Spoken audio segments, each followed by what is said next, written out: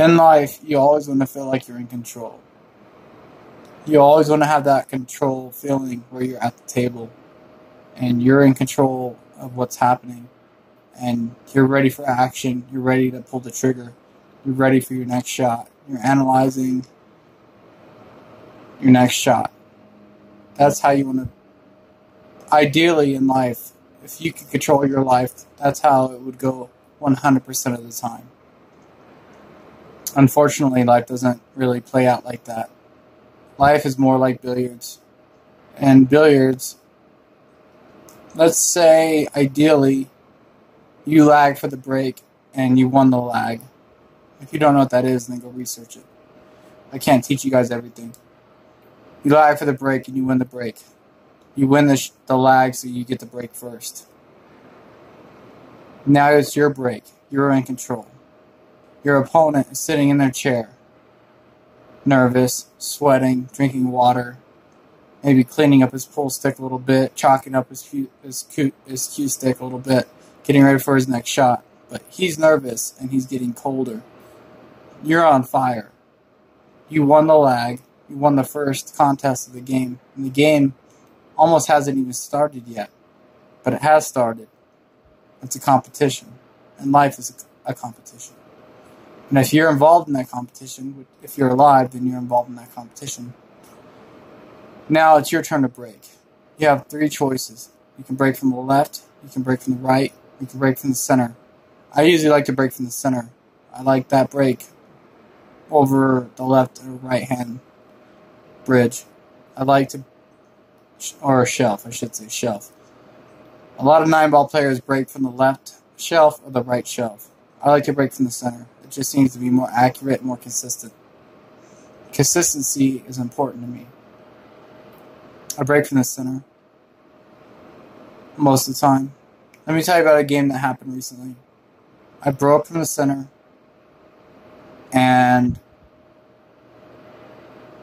I didn't make a ball on the break. Now what happens? What do you do? Where do you go from here?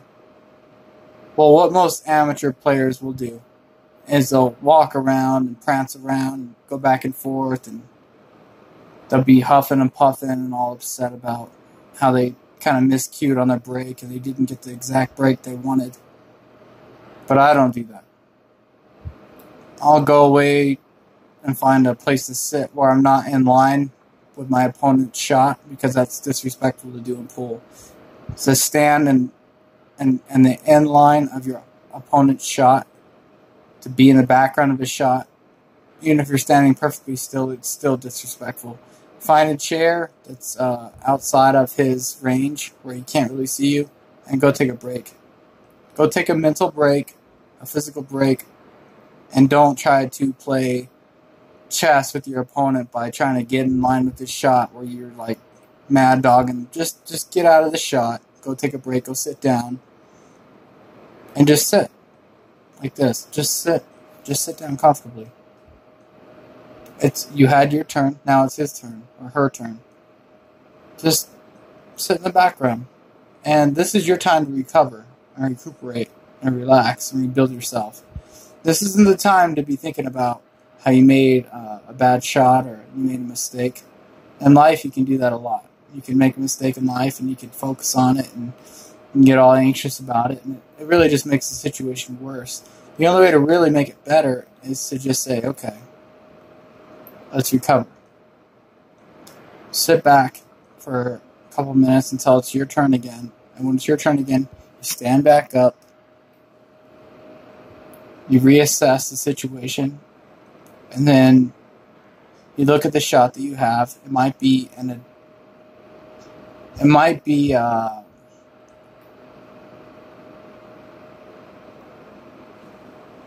shot that you have where you can make your shot. It might be a shot where you don't have a shot. So then you have to play, it's like defensive or offensive. Sometimes you have to get right back to the table and you don't have an offensive shot. An offensive shot would be a shot that you know you can make. In 9-ball, that's offense is really where you want to go.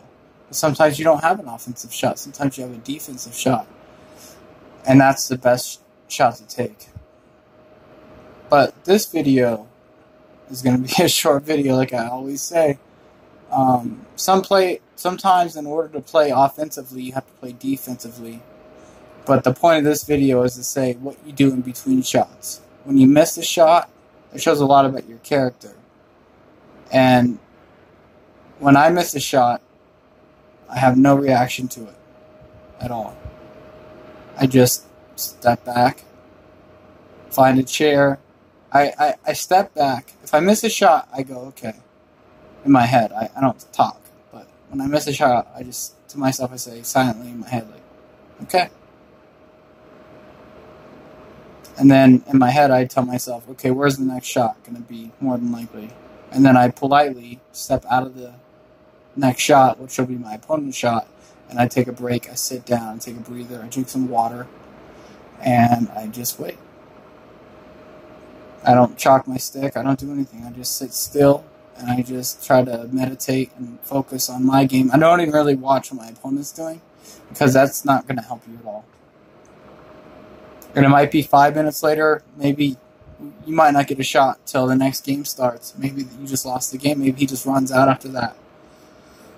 It doesn't matter to me. I act the same way every time. I just sit back and wait till it's my turn again. And I don't make any emotional reaction to it. But if it's in the still game that we're playing and it's my turn again, I politely, calmly stand back up.